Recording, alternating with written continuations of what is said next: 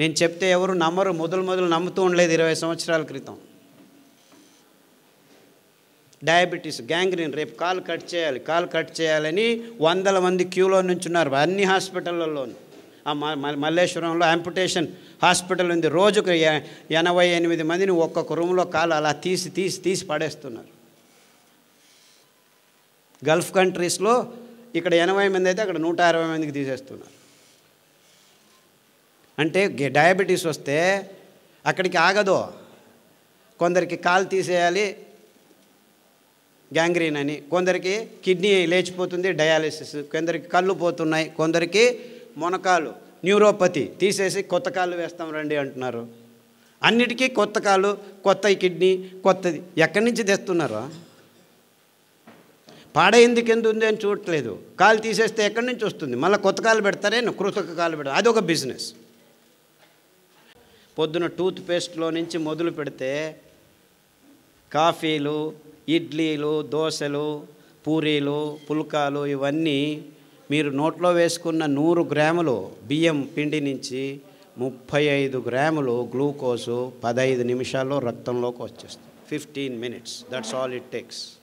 గోధుమ పిండి వేసుకుంటే ఇంకా ముందు వచ్చేస్తుంది.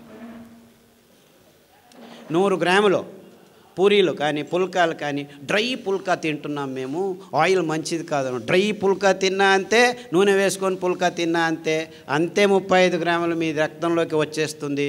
మొత్తం టిఫిన్ అయ్యే లోపల 45 గ్రాములు కాఫీలు, టీలు అంతా చేరితే 50 గ్రాములు గ్లూకోజ్ పొద్దున 10 గంటలకే మీ దేహంలోకి వచ్చేసింది. 10 గంటలకు ఆఫీస్కి పోతే మళ్ళీ ఒక కాఫీ, అట్లా పోయి కాఫీ తాగొస్తాం, ఇట్లా పోయి టీ తాగొస్తాం. ఇంకా టీలు కాఫీలు ఎండాకాలం జ్యూసులు తాగుదాము. ఒక్కొక్క జ్యూస్లో మీకు 50 గ్రాముల నుంచి 100 గ్రాములు చక్కెర వేసి బుర్ర అని తాగొచ్చి ఆహా అని మందం అయిపోయింది. రక్తం అంతా చేరి ఆ మందం ప్రవహించకుండా హార్ట్ బీట్ తప్పుతూ ఉంటే, ఓహో హార్ట్ బీట్ తప్పుతుంది, నీ రక్తంలో హార్ట్ బ్లాక్స్ అవుతున్నాయి, రక్తం మందం అయిపోయింది, ఈ ట్యాబ్లెట్ తీసుకో. ఎన్ని రోజులు తీసుకుంటూ ఉండు, ఏం ప్రాబ్లం లేదు. అరే ఆ చక్కెర నోట్లో పోకుండా చూసుకోరా నాయన, అది మందం అవుతుంది. ఇప్పుడు చక్కెర నీళ్ళలో వేసి ఒక 2 నిమిషాలు వేడి చేస్తే ఏమవుతుంది? పాకం అవుతుంది. మీ దేహం టెంపరేచర్ ఎంత ఉంది, ఆ టెంపరేచర్లో మీరు చక్కెరలో వేసింటే పాకమై కూర్చోండి ఉంది.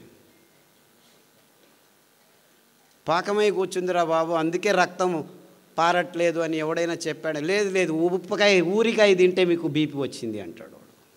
ఉప్పుకు బీపీకి సంబంధమే లేదు, కానీ చక్కెరకు ఉన్న సంబంధం అని ఏ డాక్టర్ ఇంతవరకు మీకు చెప్పలేదు. అంతెందుకు, మీరు మీ భార్య మర్చిపోయి ఉప్పు ఒకసారి సాంబార్లో ఎక్కువ వేసింది అనుకోండి, రెండోసారి మర్చిపోయి ఒకసారి వేసి ఉంటుంది, ఏదో ఇంట్లో గలబల మర్చిపోయాను ఇంకొకసారి ఉప్పు వేశారనుకోండి, ఆ సాంబార్ ఎవరైనా తింటారా? భార్య కూడా తినదు, ఉప్పు కషమని.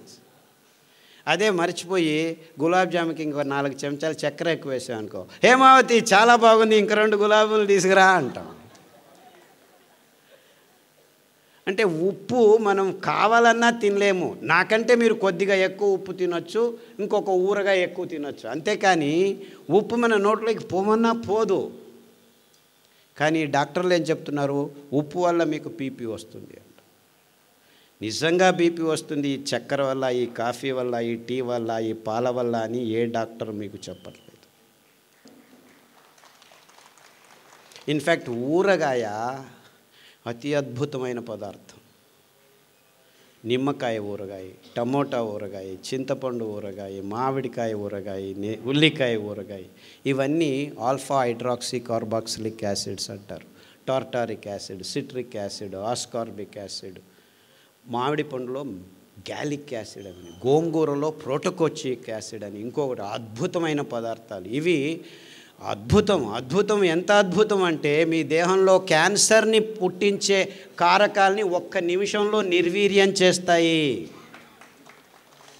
అంటే మన దేశంలో ఊరగాయ కూర్చుకొని ఇట్లా ఇంత తినము, చివరకు పెరుగన్నంలో కొద్దిగా నంజుకొని తింటాం. ఆ కొద్ది అంశమే చాలు మన దేహంలో క్యాన్సర్ని దూరం చేసేదానికి దోహదపడుతుంది. ఇంత అద్భుతమైన ఆహార పద్ధతిని అనారోగ్యమని చెప్పి ఊరగాయని మన అరిటాకుల నుంచి తీసేసి చివరికి ఇచ్చింది వీళ్ళు ఏమిటాయంటే ఐస్ క్రీములు. ఆ ఐస్ క్రీమ్ తిని హార్ట్ బ్లాక్ అవుతున్నాయి పిల్లలకి, చిన్న చిన్న పిల్లలకి. ఇది ఆహార సంస్కృతిని పూర్తిగా నాశనం చేసే అడ్వర్టైజ్మెంట్లు చేస్తున్న మోసం. ఏ ఒక్క డాక్టర్ అయినా మీరు ఐస్ క్రీమ్ తినొద్దండి మంచిది కాదు అని చెప్పాడా? లేదు. ఊరగాయ తినొద్దండి అని అందరికీ చెప్తున్నారు. ఒకరికొకరు ఊరగాయ తినొద్దు అంట. వాడెవడో అమెరికాకు పోయిన వెంటనే ఫోన్, అమ్మా మీరు ఊరగాయలు ఎక్కువ తింటున్నారు, కొబ్బరి చట్నీలు ఎక్కువ తింటున్నారు, ఆఫ్ చేయండి. అక్కడ మాంసము, పిజ్జాలు, బర్గర్లు తిని హార్ట్లు పుట్టుకు అని చనిపోతున్నారు. దాని గురించి ఎవరు చెప్పట్లేదు. కొబ్బరిలో కొలెస్ట్రాల్ లేదు, ఊరగాయలో బీపీ లేదు. ఉండే బీపీ, ఉండే రోగం, ఉండే షుగర్ అంతా షుగర్లో, పాలల్లో, కాఫీలో, టీలో ఉంది. కానీ ఏ ఒక్క డాక్టరు, ఏ ఒక్క విజ్ఞాని, ఏ విశ్వవిద్యానిలయం దీని గురించి చెప్పట్లేదు. దానికి తోడు పుస్తకాల్లో రోసుకొని పాలు మంచిది, బియ్యం మంచిది, గోధుమలు మంచిది, ఇది తినండి అది తినండి అని ఈ డాక్టర్ల నుంచి, డయాబెటీస్ వచ్చిందా చపాతీ తిన్ను, చపాతీలో గ్లూటెన్ అనే ప్రోటీన్ ఉంది, అది కూడా ఈ కల్మషాలు మీ చిన్న పేగుల్ని, పోగుల్ని అంటుకుంటే సిలియక్ డిసీజెస్, అలర్జీ డిసీజెస్ అన్నీ వస్తాయి. నిర్నాళ గ్రంథికలు నాశనం అవుతున్నాయి. అటువంటి భయంకరమైన పదార్థాన్ని, ఆహారమని ఎందుకు నమ్మించారో? ఈ ఫర్టిలైజర్ కంపెనీలు పెంచుతున్నది గోధుమలు ప్రపంచమంతా. అందుకే అందరూ గోధుమలు తినేట్టు చేస్తున్నారు. చపాతీ మంచిది, చపాతీ ఆయిల్ వద్దు, పుల్కాలు మంచివి. What non sense. ఆ గోధుమల వైపు ముఖం కూడా చూపించకూడదు, అంత భయంకరం. ఎందుకంటే 1 కేజీ పెంచేదానికి 10,000 లీటర్ల నీళ్లను కట్టాలి. మొదటే చెప్పాను, నీళ్లు లేవు. చక్కెర 1 కేజీ పెంచేదానికి 28,000 లీటర్ల నీళ్లను పెంచాలి, కట్టాలి మనం సాగుబడి. ఇంత భయంకరమైన పదార్థాలని ఆహారమని నమ్మించి మొత్తం ప్రపంచాన్ని నాశనం చేయటం ఒకవైపు అయితే, ప్రకృతి పర్యావరణాన్ని నాశనం చేస్తున్నాం మనం. మన జీవితాలు పాడైపోవడం ఒకవైపు, మొత్తం ప్రపంచంలో ఉన్న మూగ ప్రాణులన్నింటినీ నాశనం చేస్తున్నాం. ఎందుకంటే మనకు కావాల్సిన ఈ పందుల్ని, కోళ్ళని, ఆవుల్ని పెంచేదానికి మొత్తం ప్రపంచంలో పెద్ద పెద్ద అడవులన్నింటినీ నాశనం చేసేసి ఈ సోయాబీను, మొక్కజొన్న, పశుగ్రాసం తయారు చేస్తున్నారు. ఈ సోయాబీన్ మంచిది, మీకు ప్రోటీన్ అని చెప్తున్నారు. మన దేహంలో ప్రోటీన్ అవసరమే లేదు. 6%, 7% ఉంటే చాలు. ఆ 7% ప్రోటీను మన సిరిధాన్యాల్లో, కొర్రల్లో ఉంది, అరికల్లో ఉంది, సామెల్లో ఉంది, అండు కొర్రల్లో ఉంది, ఊదుల్లో ఉంది. ఏ డాక్టర్ అయినా, ఏ విజ్ఞాని అయినా ఈ విషయాన్ని చెబుతున్నారా? లేదు, ప్రోటీన్ కావాలి తినండి, ప్రోటీన్ కావాలి తినండి అని వాళ్ళు చెప్పారని మన ఆయుర్వేద పండితులు పొద్దున్న లేచి మొలకలు చేసుకొని తినండి ఇందిన్ని అని చెప్పడం మొదలుపెట్టారు. మొలకల్లో ప్రోటీన్ ఉంది, 24% ప్రోటీన్ ఉంది. అంత తినకూడదు. మీరు కావాలంటే వారానికి ఒకసారి ఏదైనా బేడలు, అది పెసలు కావచ్చు, ఉలవలు కావచ్చు, కందులు కావచ్చు, శనగలు కావచ్చు, అంతకంటే ఎక్కువ అవసరం లేదు. మీరు ఎక్కువ తింటే మీ పొట్ట అప్పుద్దు తెలుస్తుంది మీకు. గ్యాస్ పట్టుకుపోతుంది. గ్యాస్ ఇక్కడ ఇరుక్కుపోయింది, అక్కడ ఇరుక్కుపోయింది. ఈ మొలకలు తింటే ప్రోటీను, అంతేకాకుండా దాంట్లో కూడాను చాలా కార్బోహైడ్రేట్ ఉంది, మీ షుగర్ ఎక్కువైపోతుంది.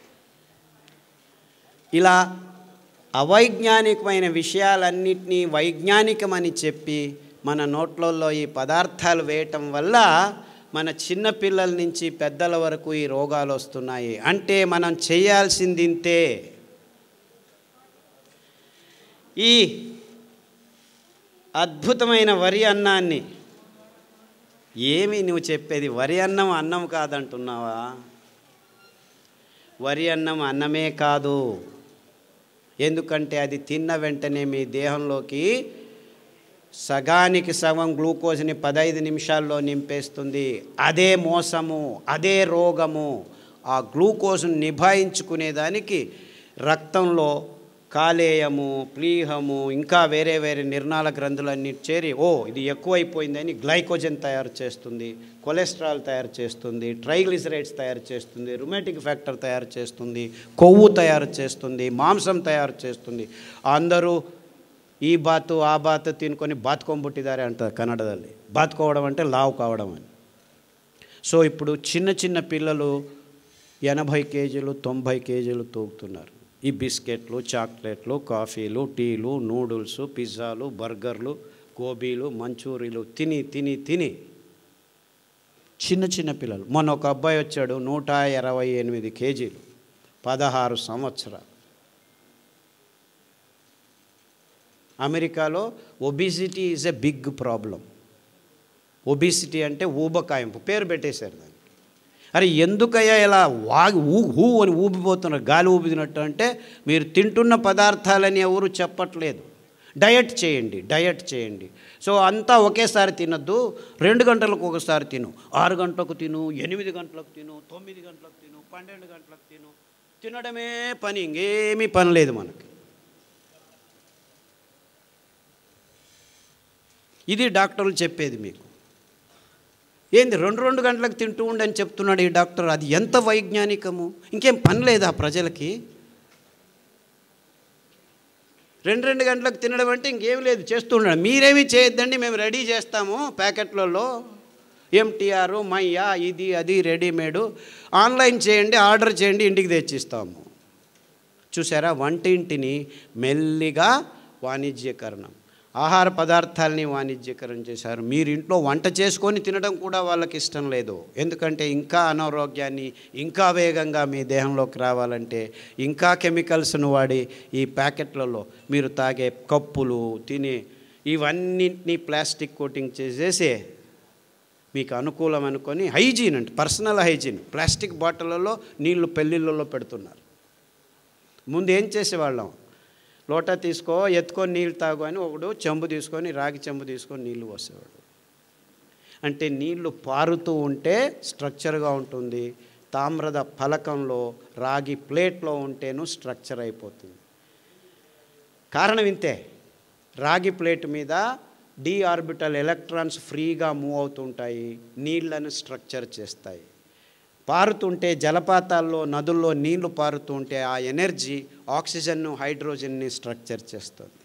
ఆ ఎనర్జీ నీళ్లు నింపినప్పుడు కూడాను స్పృశిస్తూ ఉండేది రాగి ఫలకం మాత్రమే. అందుకే మన సాధు పుంగవులు, మునులు ఎక్కడికి వెళ్ళినా రాగి కమండలం తీసుకెళ్లేవాళ్ళు. కోపం వచ్చినా, ఇష్టమైన, శాపం ఇవ్వాలన్నా, వరం ఇవ్వాలన్నా ఆ నీళ్ళనే తీసుకొని నీ దేహం మీద వేసేవాళ్ళు. అంటే నీ దేహంలోనూ 75% నీళ్లు ఉంది, ఆ స్ట్రక్చర్డ్ వాటర్. అందుకే మీరు పాప వినాశం, ఆ జలపాతం మీద కూర్చుంటే పాపాలన్నీ బాగా అయిపోతాయి, గంగలో మునిగితే పాపం నాశనం అయిందంటే ఆ పారుతున్న నీళ్ళల్లో మీ దేహం 10 నిమిషాలు ఉంటే మీ దేహంలో ఉన్న రక్తము అన్నీ నీటి అంశమే. కాబట్టి స్ట్రక్చర్డ్ అయిపోతే కల్మషాలన్నీ పోయి మీరు బయటికి లేస్తే చైతన్యవంతులైనట్టు అనుభూతి జరిగేది. అందుకే ఇంతే కారణం.